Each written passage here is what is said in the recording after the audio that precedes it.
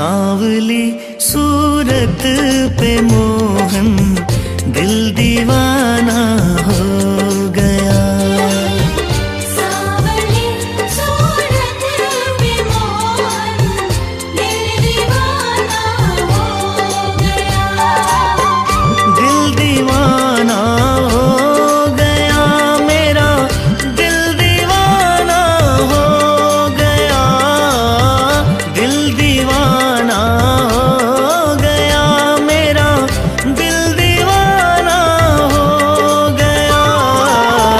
सांवली सूरत पे मोहन दिल दीवाना हो गया।